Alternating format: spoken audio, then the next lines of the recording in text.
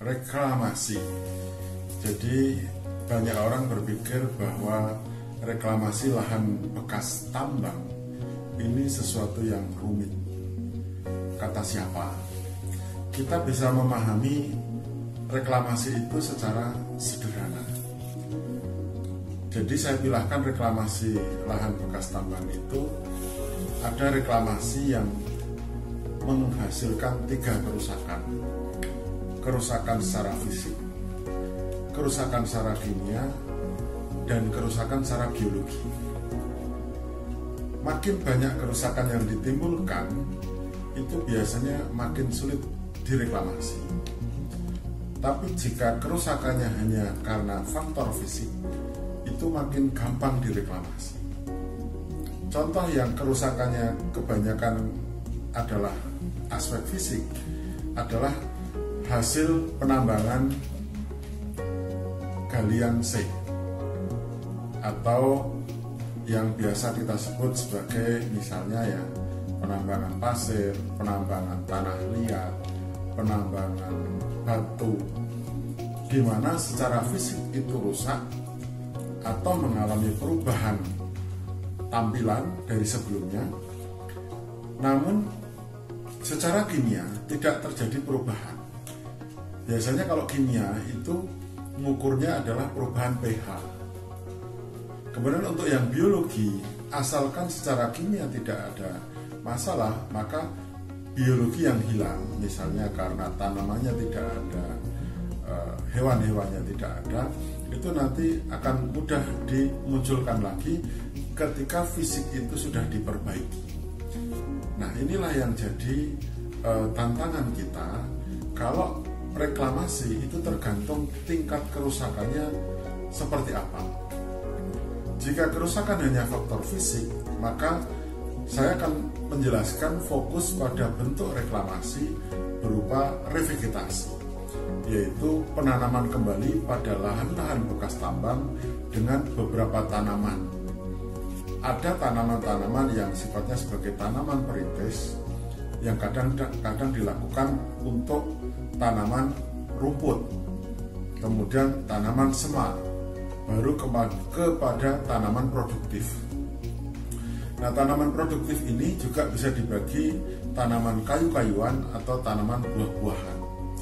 Jika kerusakannya hanya faktor fisik, maka tanaman buah-buahan, tanaman obat-obatan atau tanaman yang dikonsumsi itu bisa dilakukan. Artinya bisa dikonsumsi. Karena apa? Kerusakannya hanya fisik. Tapi kalau kerusakannya adalah faktor kimia, biasanya tanaman-tanaman yang bisa dimakan atau dikonsumsi ini tidak direkomendasikan, tetapi lebih dipilih pada tanaman kayu-kayuan. Nah, bagaimana mereklamasi itu? Untuk mereklamasi, kita harus berpikir diawali dari kita memahami prinsip hidup tanaman, karena tujuan kita adalah revegetasi. Nah, prinsip hidup tanaman ada 4. Yang pertama adalah kemampuan tanaman ya untuk bisa bernafas atau menciptakan aerasi zona perakaran terdapat udara. Yang kedua adalah kebutuhan tanaman untuk minum atau kita sebut curah hujan, kita sebut irigasi, kita sebut ketersediaan air tanah. Yang ketiga adalah faktor nutrisi atau unsur hara, sejauh mana makanan bisa disediakan di daerah perakaran. Sehingga kalau daerah bekas tambang kadang-kadang khusus untuk makanan ini memang perlu direkayasa agar tersedia pada saat awal, sehingga bisa jadi modal hidup bagi tanaman itu selama 3 tahun ke depan. Yang keempat atau terakhir adalah kebutuhan terkait dengan aspek lingkungan. Jadi bisa terpengaruh oleh kondisi sekitarnya, misalnya iklim mikro atau kerapatan tanaman atau gangguan-gangguan dari binatang atau dari manusia dan sebagainya, sehingga keberadaan tanaman itu bisa terancam. Nah, kita harus memahami bahwa lahan bekas tambang itu umumnya tidak layak lagi untuk tanaman. Kenapa? Karena lapisan zona perakaran atau dulu disebut lapisan topsoil itu sering dibuang. Ya, bahasa teorinya adalah diamankan di tempat lain sebelum dilakukan penambangan secara terbuka. Tapi dalam prakteknya ketika penambangan itu selesai, itu banyak permukaan yang bebatuan itu tidak ada lagi topsoil di sana, tidak ada tanah zona perakaran. Maka prinsip dari reklamasi itu sendiri dengan metode revegetasi adalah mendatangkan tanah pucuk tadi ke wilayah yang akan direklamasi, karena ini adalah modal besar bagi tempat tumbuhnya tanaman. Tanaman yang ideal itu membutuhkan ketebalan tanah minimal adalah 30 cm. Itu untuk tanaman rumput dan sampai dengan tanaman semusim. Tapi kalau tanaman tahunan minimalnya adalah setengah meter. Syukur bisa mendapatkan ketebalan tanah sampai 1 meter. Nah, tentu ingin menutupi semua wilayah yang bekas tambang itu dengan ketebalan tanah sekian tadi bukan barang yang mudah. Maka disarankan metode untuk reklamasi adalah dalam bentuk pot. Ya, kita buat pot-pot. Secara praktis satu bego mengeruk begini, itu asumsinya adalah volume 1 meter persegi, itu adalah ukuran per pot. Kemudian jarak tanam bisa 5 meter, bisa 10 meter, tergantung kondisi di lapangan. Jarak tanam kadang-kadang sengaja diperapat agar nanti ketika tumbuh terbentuk zona iklim mikro dengan baik. Tapi makin rapat berpengaruh terhadap pembiayaan yang dibutuhkan. Jadi, saudara, kita perlu membuat lubang tanam kira-kira 1 meter kubik, lalu di dalam lubang tanam itu perlu kita kasih tanah topsoil. Kalau tanah itu tidak ada, kita perlu mengadakan dari tempat lain, dicampur dengan bahan organik, komposisinya bisa tanah dan bahan organik atau kompos 2:1. Diisikan masing-masing minimal adalah setengah meter kubik, tapi syukur bisa penuh 1 meter kubik.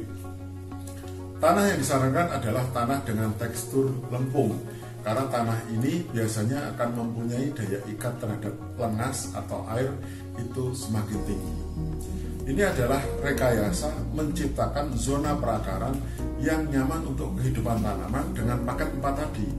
Pertama adalah untuk menyediakan zona perakaran yang ada aerasinya, kemudian nanti untuk air dengan cara penyiraman rutin seminggu sekali atau 2 minggu sekali. Kemudian nutrisi sudah ada di situ, sudah ada di tanah, sudah ada di pupuk organik. Baru suasana lingkungan, nanti mungkin perlu rekayasa. Pada saat awal penanaman itu butuh naungan agar untuk mengurangi evapotranspirasi. Maka dalam penanaman, jenis tanaman apapun sebaiknya tingginya minimal adalah 1 meter atau paling tidak 1,5 meter, dan saat dia dipindahkan ke situ, tanaman itu sudah membawa polybag tanah dalam ukuran yang besar. Kenapa?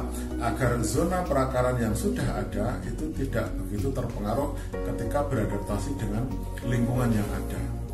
Nah, setelah itu ditanami semua, biarkan di sekitar pokok tanaman itu ditutupi mulsa sehingga mengurangi penguapan, dan itu dilaksanakan pada semua lubang yang ada.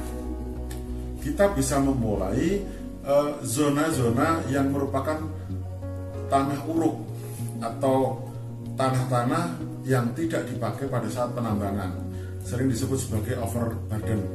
Nah, itu dimulai penanaman situ, lalu makin lama makin meluas kepada seluruh area pertambangan. Nah, langkah ini bisa dicoba, nanti kita bisa lihat perkembangannya, apakah tanaman ini bisa tumbuh dengan baik ataukah tidak. Satu hal lagi, ketika menanam sebaiknya dilakukan pada awal musim hujan, karena awal musim hujan ini akan meringankan kita sebagai pengelola agar tanaman ini bisa mendapat penyiraman secara alami selama 4-6 bulan di saat musim hujan tersebut, sehingga penyiraman manual itu bisa jarang dilakukan. Semoga keterangan ini bisa membantu nanti pada saat reklamasi lahan bekas tambang yang permasalahannya ada kimia, mungkin dapat kita jelaskan pada kesempatan yang lain. Terima kasih, semoga bermanfaat. Wassalamualaikum warahmatullahi wabarakatuh.